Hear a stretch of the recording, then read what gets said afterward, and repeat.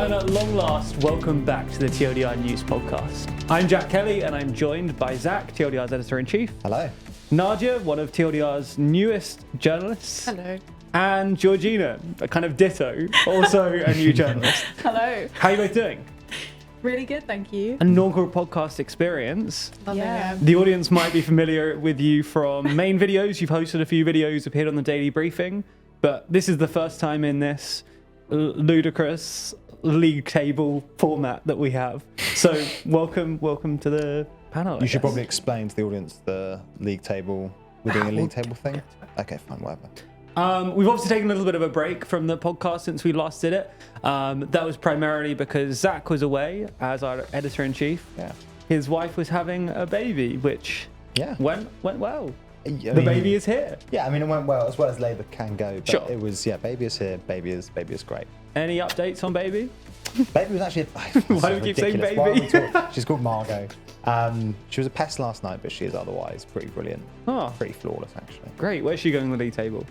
Yeah, we were genuinely going to put it on the league table. I think it'd be quite good fun, but for now, we're going to stick with real politicians. Okay, cool. I also didn't want it to be like recorded for posterity and her sort of main memory of my fatherhood. It's just me like moving her down, being like, "You were a pest last night," or anything like that. That is fair. Coming up in today's episode, then, we're going to run through a number of underreported stories that our team has selected from the last few weeks since we last recorded the podcast. And then, instead of going into a main story and discussing that, we're going to jump straight to the World Leader Leaderboard, which is where we rank all of the different politicians around the world and how they performed recently. And we're jumping straight to that part of the podcast because there's a lot to catch up on. It's been a while since we last did this. We've got some new faces who will want to contribute new faces to the board. And it makes sense to just jump into the changes that we can get the board sorted.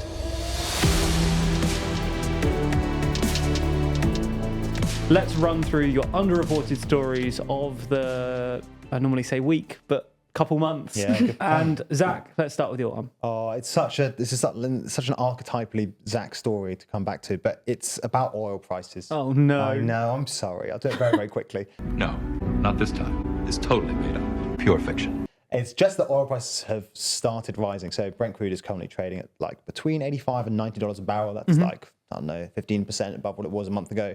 And in the upper end of the sort of like normal range, it's actually even higher than the sort of nominal number suggests because the dollar is still quite strong at the moment. So if you're a country like, let's say, Pakistan or India and you import all your oil, you have to convert all your currency into dollars, which is more expensive than usual. And then you have to pay that extra high price for the oil. I think it's really interesting for a couple of reasons. I mean, the obvious one, I think before we get into it, the first one you had like, why has oil prices have they gone up? I think there are broadly like a couple of reasons. I mean, one, Ukraine targeting Russian oil refineries, that has had an impact on the global price. There is also good coordination amongst OPEC Plus. They're limiting the amount of supply. But the main reason is just like the escalating war in Gaza and just sort of renewed anxieties about that spilling out into the wider Middle East and how that will affect global oil supplies. I do think it's super important because I think that like people underestimate. So if you're in the West, Western economies are looking pretty fragile at the moment, maybe with the exception of the US, especially like in Europe.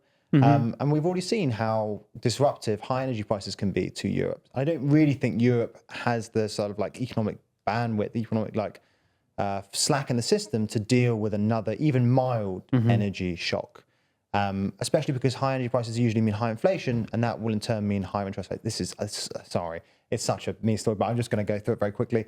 And I also think if you're in America, America's currently the world's biggest oil exporter, which very few people know because basically OPEC Plus is reducing supply. I mean, Saudi Arabia and Russia are both reducing supply, but also because for the last 10 years or so, 15 years, America's enjoyed a boom in its hydrocarbon industry thanks to shale, basically fracking. But one of the difficult things here is that even though America exports lots of oil, when oil prices go up, inflation goes up in America because it's still consuming quite a lot of oil. And that means high interest rates, and high interest rates in turn make it very difficult for the shale industry to survive because it relies a lot on cheap credit. So the relationship to oil prices in the American economy is like really convoluted and just quite precarious. Yeah. But the other thing is that oil prices are great for basically the West's nemesis. So oil prices are great for Russia. Russia has already, basically in its latest budget figures, said that its revenues are way stronger than expected. That's partly because the discount between what Russian oil sells at and what the rest of the world sells its oil at is closing. They found ways around the sanctions, but it's also because oil prices are high. And that means that Putin can continue to prosecute his war against Ukraine as he sees fit. And it's also great news for someone like Iran, which has obviously become like a renewed geopolitical player of interest, given the tensions in the Middle East. And the last thing worth saying, the sort of like, I don't know, if you're like an American policymaker, the silver lining here is that it has probably pretty detrimental effect on China, which is struggling economically and obviously has a massive manufacturing base. So high energy prices, China's a massive energy importer. High energy prices obviously make manufacturing more expensive and more difficult. And that would be terrible news for China's economy, given that it's already sort of teetering on the brink.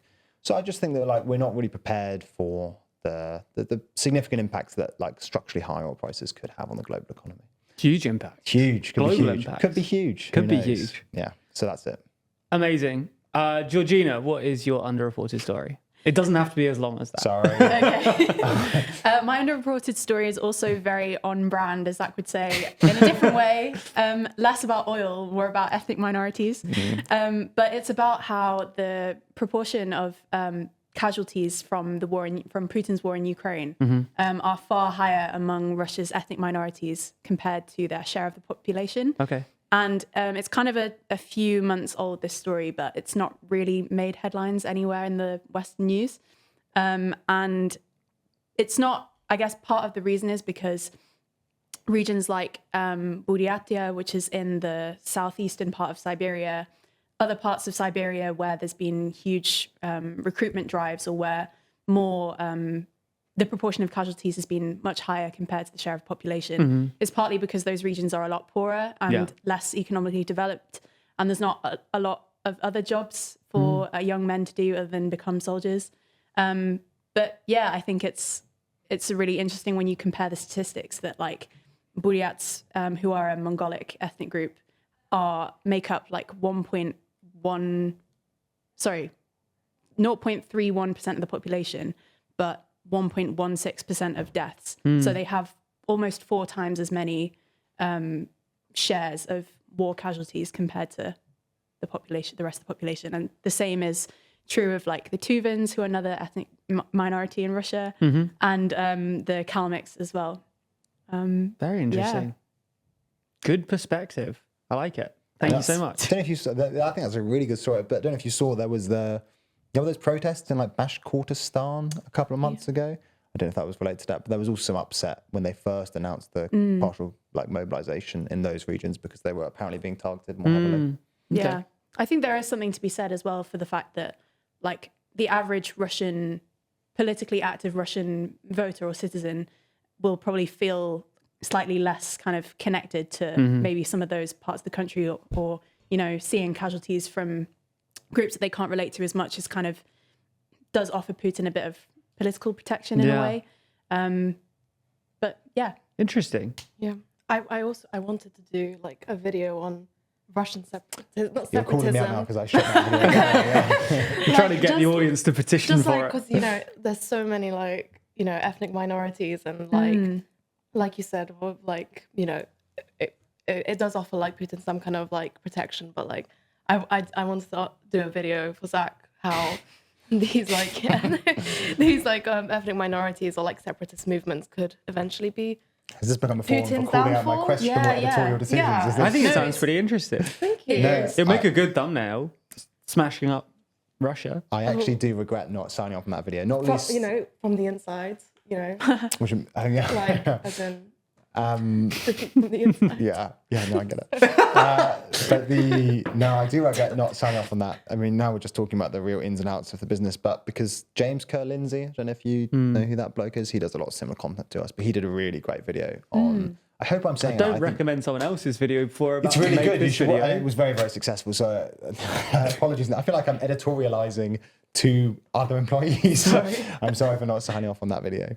But okay. If yeah, you no, I want think it, it's comment good. below. I also think actually a very timely, unreported story, given the like tensions between Russian nationalists in places like Moscow and like ethnic minorities, especially obviously Tajiks, in Russia post the Crocus Hall attacks. Yeah. The Russian nationalists have long been calling for basically like tighter restrictions on Central Asian immigration into Russia, and that has really like strained relations between, well, just like lots of ethnic Russians and like its ethnic minorities, but also between Russian nationalists and the Kremlin, who are, you know, Russian nationalists are especially annoyed now.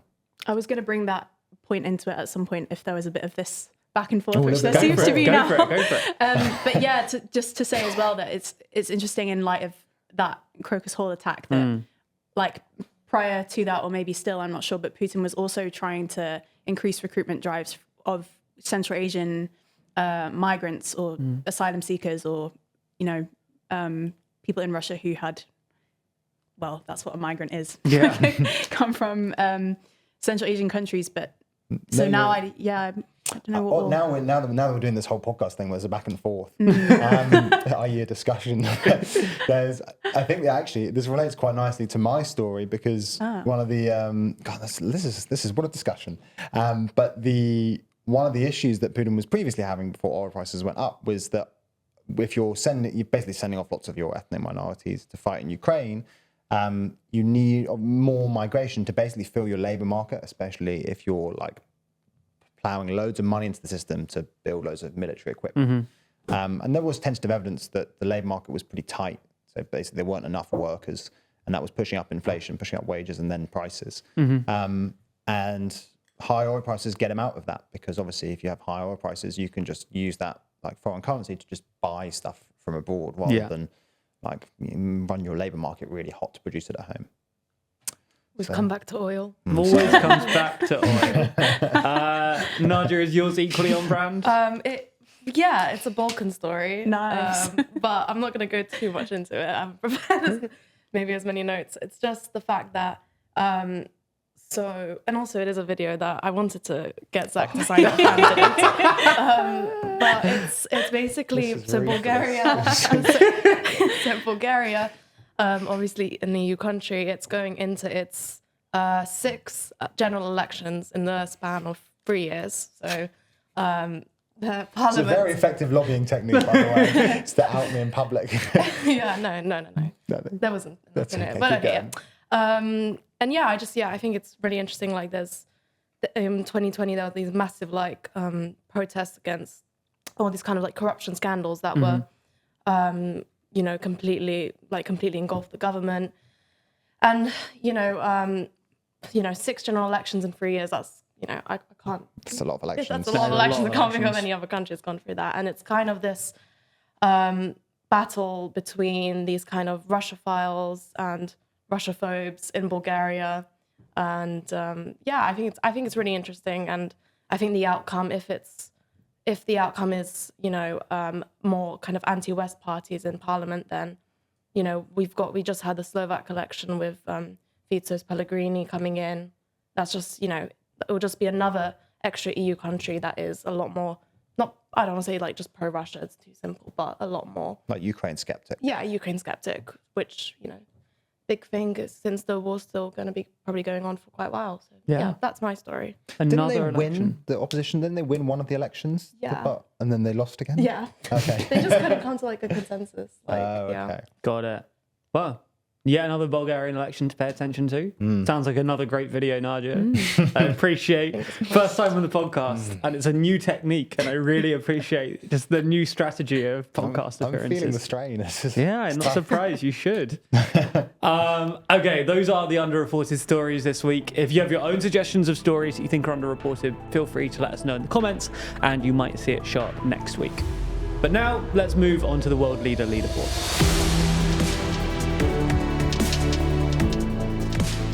Okay, so if you haven't seen the show before, or it has just been a while since we've done it, let me quickly explain how the World Leader Leaderboard works.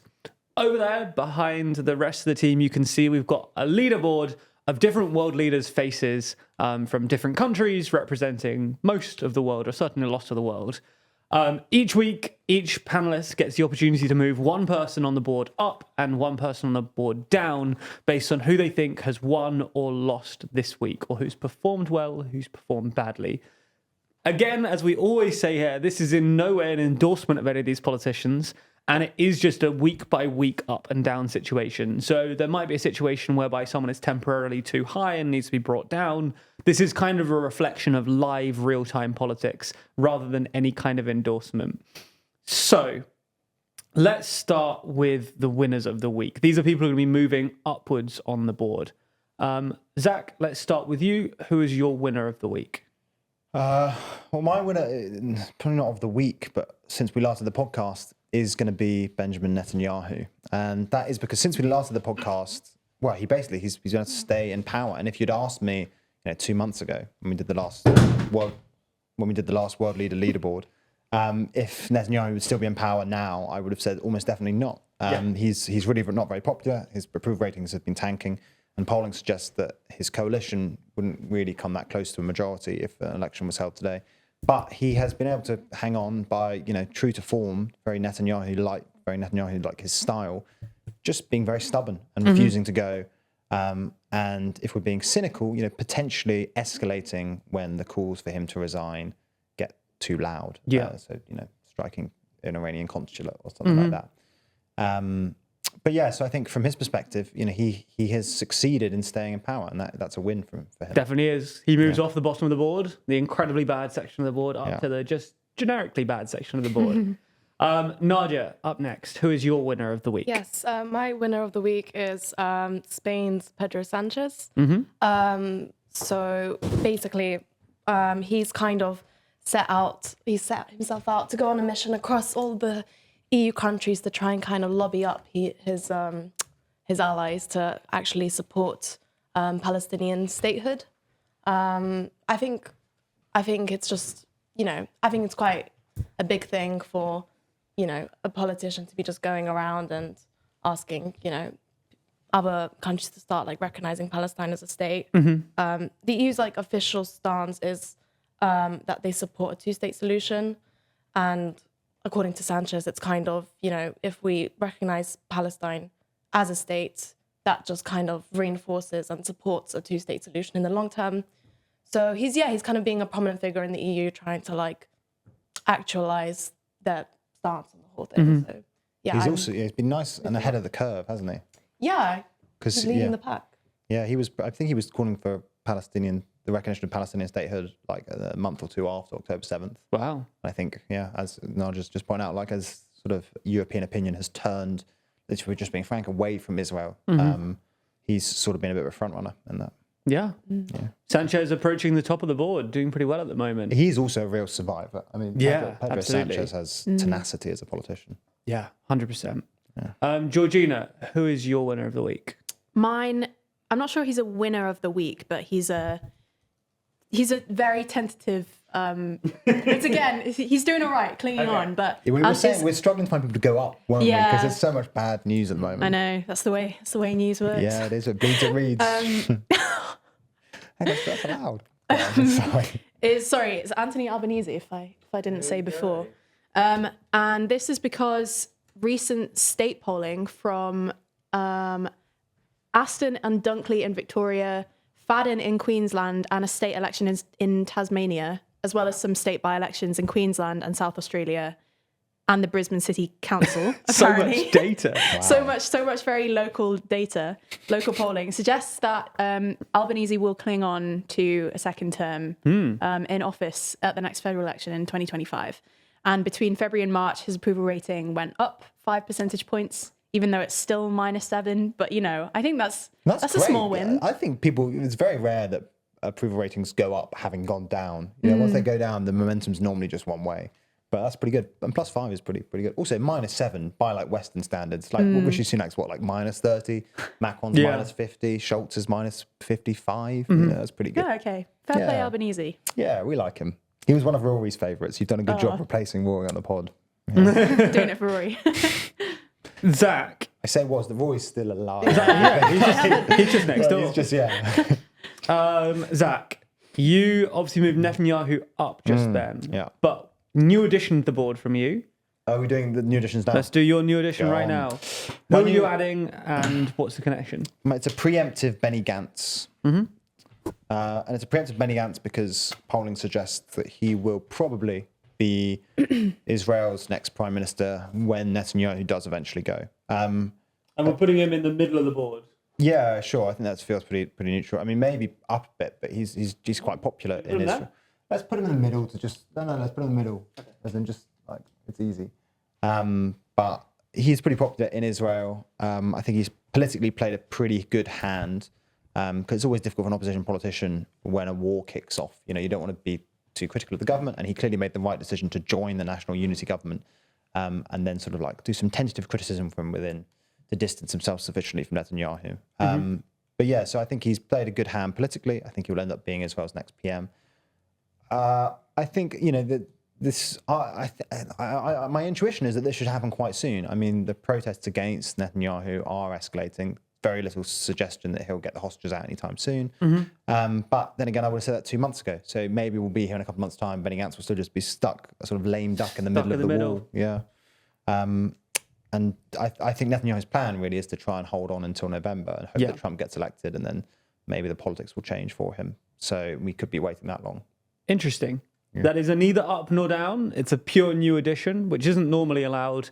But considering it's been a while, we're letting it slide for each of you. Speaking of which, Nadja, you also have a new addition. Yes, I do. Another on-brand addition, Alexander Vucic. So yeah.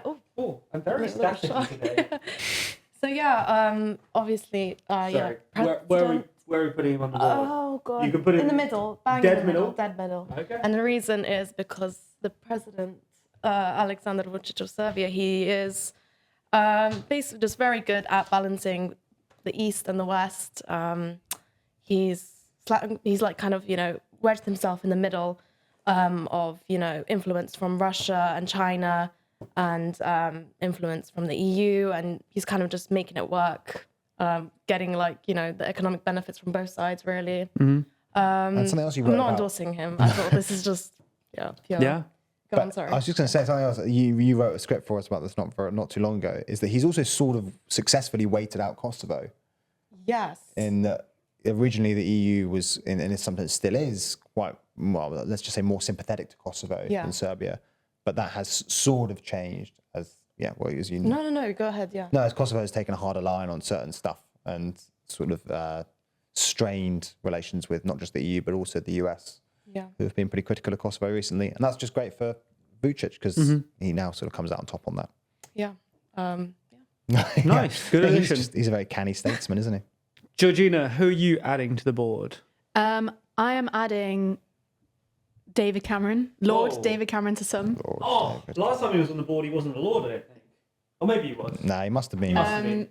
Where are you putting him? Purely, I reckon slap him in the middle. Slap him in the middle. Purely because he is back.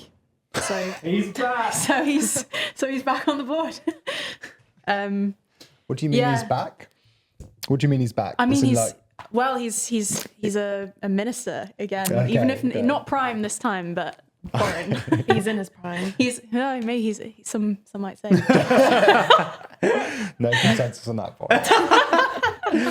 Vote in the comments below. Is David Cameron in his prime? I think as a politician, he has matured quite well. I think he's doing a pretty good job. I think he is as well. You know. Yeah. I think there's. You could put him on the possibly one above centre, but the reason I would as well. However, I saw, because just before I came on, I checked, what's going on with Dav Cam, and he's just been in Mar-a-Lago, and he was attempting to convince Trump to support Ukraine, and didn't manage. He didn't even get a meeting with Trump.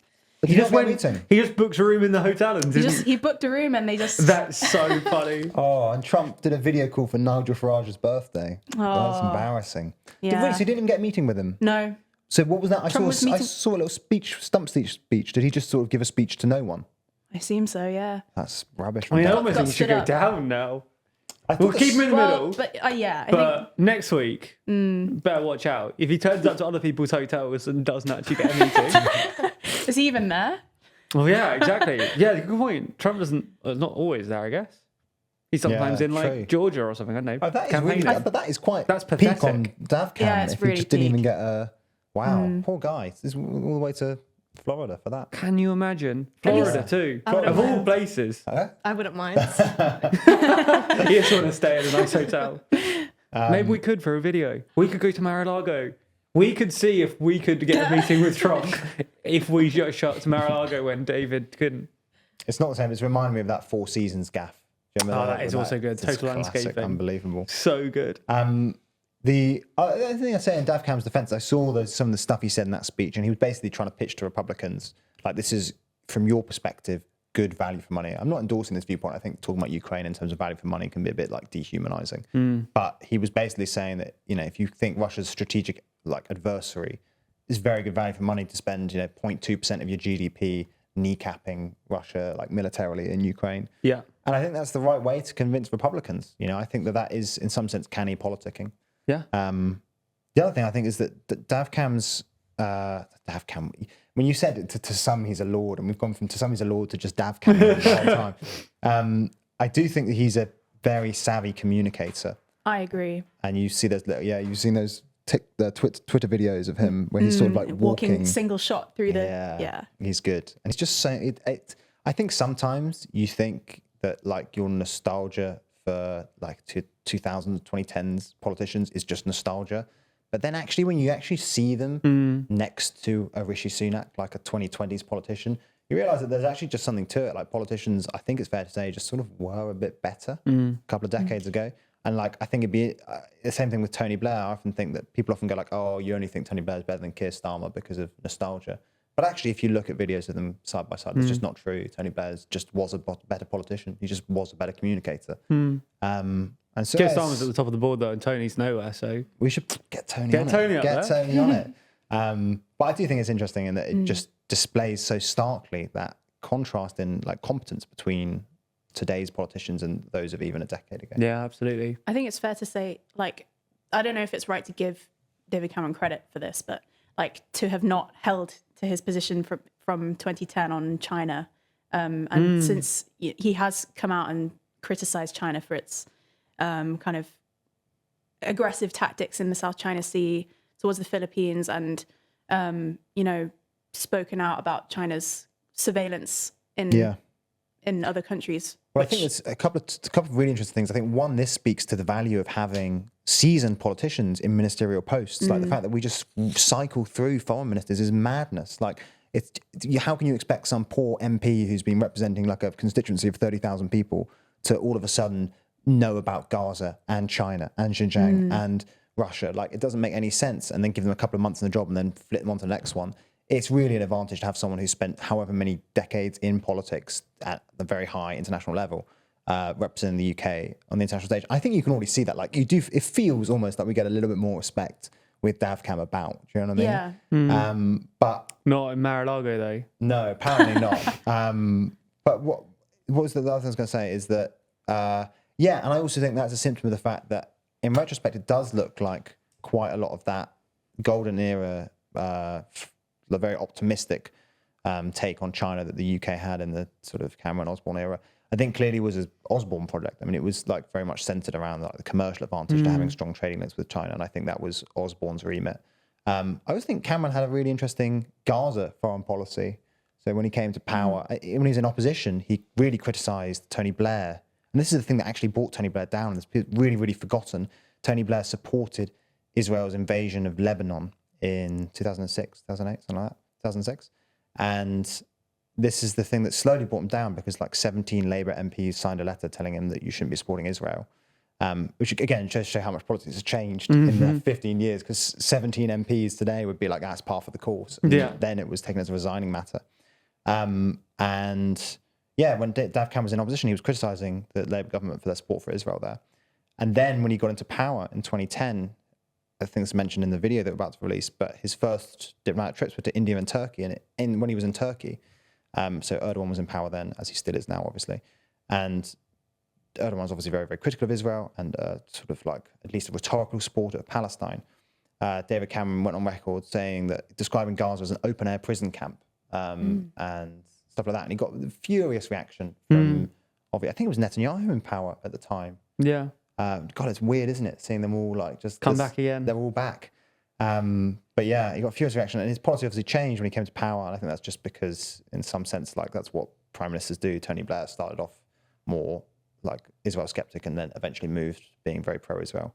But he moved pro-Israel, but he definitely had some sort of like interest in the topic, and he clearly has some sensitivity to the Palestinian cause. That I think is sort of coming through in the last couple of weeks. You see his rhetoric on Palestine has really, really softened, and he's made it very clear to the Israelis that British support is conditional, and that has actually created a bit of a dividing line between him and Sunak. But again, Cameron can do that because he just has the political clout to toe his own path. Yeah. And Sunak has no political clout at the moment. Great. Sorry, that again. That's a massive lot of rant, talk but for a that middle was of the board placement. just a big Daft Cam fan, apparently. Apparently so. He's matured well. Yeah, again, let us know in the comments. How has he matured? Take that however you want. Let's move back to... Let's go to Nadja. Your loser of the week. Who are you moving down on the board? Yeah, so I think not exactly this week, but like the past month is Viktor Orban. So Oh, that's a good one. got big Orban. Where is he? Oh, He's down one. There you go. oh yeah. That's what he looks like. No, sorry. Yeah, so obviously, well, not obviously, but right now there's been like massive protests and demonstrations against Orban, against his government on a scale really that hasn't been seen for quite a while. A big reason for this is that is actually two scandals that have kind of like punched him like twice in a row now in like a really short period of time. So in February, there was a child sex abuse scandal, and his president and his justice minister both had to resign. Mm-hmm. And then now, like around 2 weeks ago, there was a leaked recording of a senior aide who was trying to get involved in a graft case.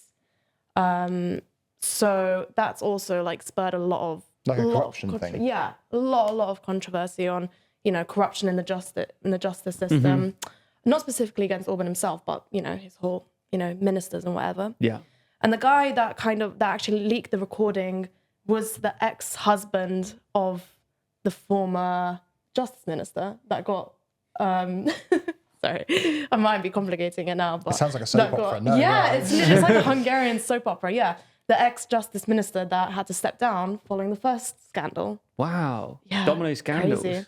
Anyways, and this guy, his name's Peter Magyar. He's basically kind of leading this whole like opposition now against Orban and his government, and he's kind of got this anti-corruption, anti-elitist kind of rhetoric, and so not good for Orban. I think. No. Yeah. Interesting. The momentum on those protests has really picked up. Like, do you know what I mean? Like, it sort of came out of nowhere. Yeah. And It's looking it's pretty big. dangerous for him. Yeah.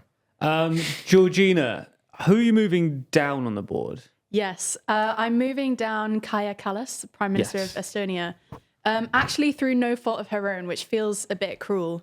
But it's a good story, I think. And this is because on April the 1st, an Estonian publication based in London published an article online saying that Kaja Kallas had been confirmed as the next NATO chief, and made a huge deal of the fact that this was, the first female NATO leader. She's the first leader from an Eastern European country. The article went semi-viral and got picked up by major historians like Timothy Garton-Ash, if anyone knows him, major British historian of like Eastern and Central Europe, congratulating Kaja Kallas, and everyone was so excited.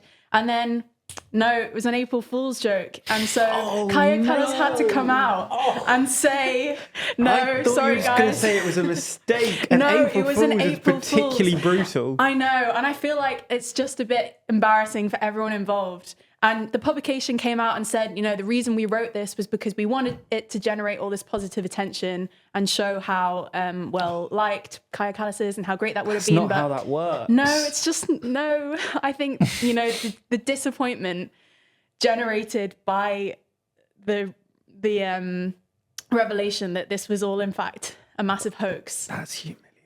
is kind of humiliating and awkward and just. Oh, poor Kaja Kallas. She is so popular in the I rest of Europe, know. isn't she? I mean, it's quite amazing. She is, and that's why I think this was a bit of a shame, like the way it happened. Because She's a friend of the channel, isn't she? She's a friend of the channel. We've met her. Yeah. wow, Yeah, a couple of times. oh, No, she reminds me almost of like I was going to say Estonian Macron, as in like she's less popular in her own country than she is outside of it. I think you're Macron's biggest fan. I am Yeah. Macron's biggest He's only fan. popular outside of the country because you personally outweigh the entirety of France. Who don't you love, though, Zach? Who is your person you're bringing down on the board? My person going down is Erdogan. Okay. Erdogan's going down. The proximate cause is because he lost some local elections His AKP party rather lost some local elections, which is actually, I mean, astonishingly, it's the first time the AKP haven't won a national election since their founding in like 2003, which is just, I mean, that is an amazing record. That's a good It's record. unbelievable. I think people sometimes underestimate quite how like formidable a politician Erdogan is. And it's partly that, but then it's also one of the reasons that didn't work is because of the ongoing economic struggles in Turkey. And so the mainstream narrative on this stuff in Turkey is that Turkey did some funky monetary policy and then switched back to more normal orthodox monetary policy, started like we have in Europe, started raising interest rates and causing a recession in Turkey.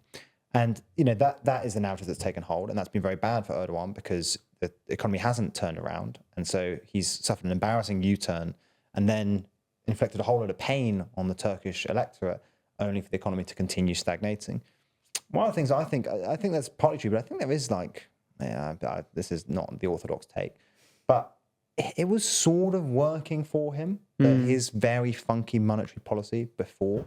And so I think he probably would have been as well off, if not better, if he'd just kept interest rates where they were. I mean, I think there were like tentative signs that interest rates were not playing the normal role they do in Turkey.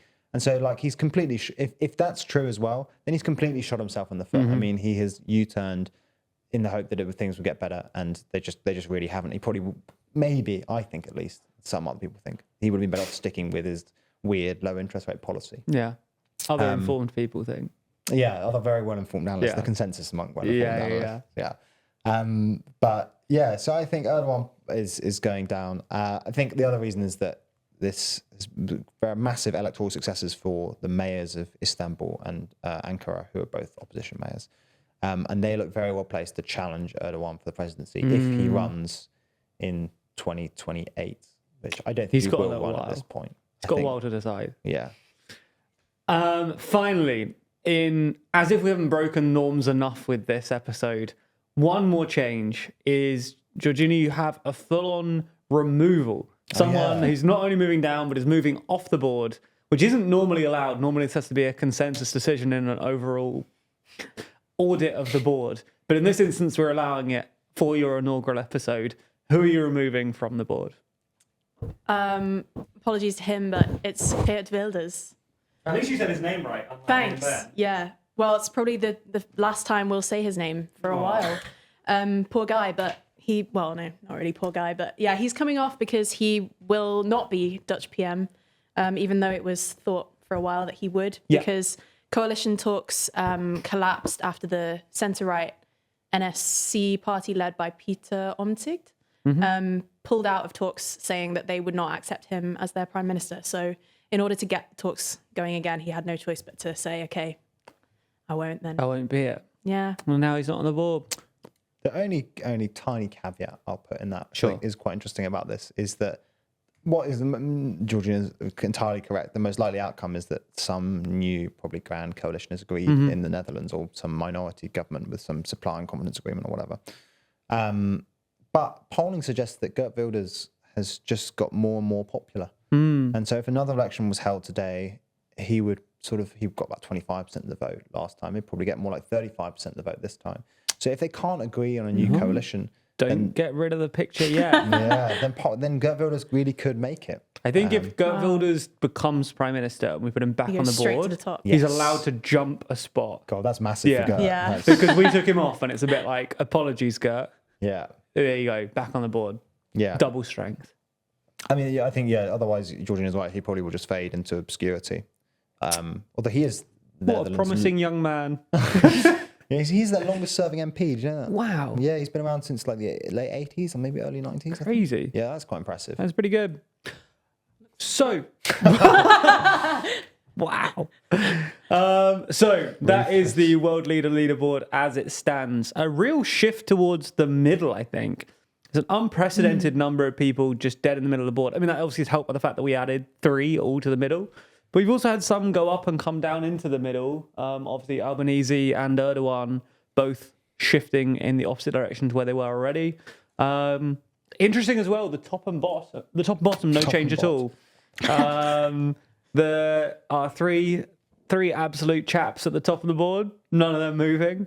And Rishi Sunak is still avoiding the dead bottom. He was originally one of the founding members of the Total Bottom Club, but now he's moved up a tiny bit. That was actually really fun. I think we could do in future. You could definitely do whole episodes of just the world leaderboard. Let us know. Maybe that's the podcast I'm now. just looking at them. There were so many people, and I'm going to make sure I'm in the mic. So many people that could be moved. I mean, Hamza Yusuf could go down, Millet could go up, Macron could go up to the top. Spoilers There's for loads of next options. week. Yeah. Okay, that is all for this week. As always, make sure to let us know in the comments who you would move up, you would move down, where you would place people if you love Macron as much as Zach does. Quick shout out to our friend Dylan on Twitter, who Georgina has been a big fan of watching his movements on the unofficial TLDR leaderboard. Anything particularly notable there, do you think? Or broadly good takes from Dylan? I think he added quite a few, didn't he? Yeah. Oh, really? Yeah. Do we have I any can't remember names? which. We should get Dylan on. Invite Dylan. We don't know where in the world Dylan is. How old is Dylan? Is that his real name? Where does he live? Let's get him in the studio and find out. Yeah. I was mainly asking for his political takes, less of his biography, but yeah. Okay, less exciting. Either way, thanks to Dylan for keeping the board alive on Twitter. And if you want to join him, feel free to make your own leaderboard and submit your own suggestions in the comments and over on Twitter. And tag us if you want. That's all for today. We'll be back next week. And goodbye. Do we wave? Lovely. Yay. Nice work, everyone. That was good, wasn't it?